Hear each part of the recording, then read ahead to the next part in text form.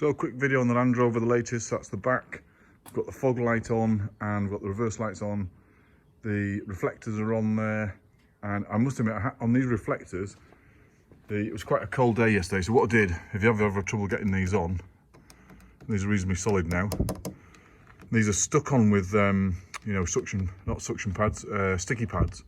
What I did was I put them in place, held them there with my knee, and then fired a heat gun just into there along the top, melted the glue a little bit, and they've stuck on quite solid. They're quite nice, nicely stuck on them now. So they're pretty good. Fog lamp is pretty good. These are the new upgrade LED lights, so they're on pretty well. And the fog light, and so we're looking like a regular truck now. And then I've done the front as well, so we'll take around the front. What we've done with the front is I've done the vintage grille. In fact, I'll take you around the other side because it's easier to see, because I've got the garage door in front of me. So there we've got the vintage grille with LED side lights, LED indicators, and new surrounds. With the new surrounds have got the little grooves in there. I suppose they look kind of cool. And then I've put new nuts in here with new washers, and then the vintage grille on there. So it looks a little bit older than it actually normally would. So the new bumper went on ages ago. That seems like years ago now. It's only a couple of months, but it seems like years ago. So actually, these side lights, these LED side lights, are actually brighter than the headlights, because the headlights are the old type, the normal type, and they're like tea candles compared to these things. These are mega bright. So I'll show them working at some point, but they all fit in quite well. I've had to drill new holes, because they're at 3 o'clock and 9 o'clock. So I had to drill new holes in the body to actually fit them in. But they're nice and solid. They're in there, straight into the body, and they're pretty good. And what I've done around the back as well, this is another job, is someone on the forum said that when they had the wheel on the back here, because it's mounted by a back plate, behind the tailgate, and they said, well, I was driving down the road and the wheel actually bounced off, came undone and bounced off. So I thought, well, okay, so if that's a problem, then I'll secure it better.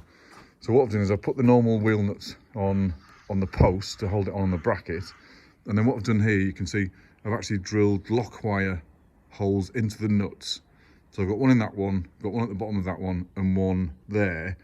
So what I'll do is I'll probably start there with lock wire, go up round that one and up to there. No, I'll start there, go round that nut into the lock wire hole there, which is on that one there, go round that one and back down to there. So I'll lock wire these on. But it's not a security thing to prevent theft, because it's an old, just an old Landrover wheel. But it'll stop the nuts coming undone and then the wheel bouncing off, down the road. And then to make it extra secure, because these aren't that secure, these come out quite easily. I'll put a new split pin in there in a while. And then what you can do is put a padlock just there, and that stops that coming up. So when you're driving along, that can bounce up. I mean, you can see it there, it's quite loose. So if you put a padlock or even a nut and bolt in there, that stops that bounce up, and then it won't flatten out when you're driving along.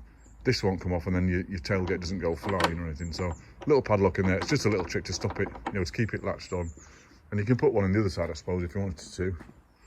This one of mine's a little bit tighter, but when you're driving around, these can come loose quite easily. So we've got a padlock in there, and then lock wire on the wheel nuts, just to hold that wheel on so it won't come bouncing off. And you can see the back.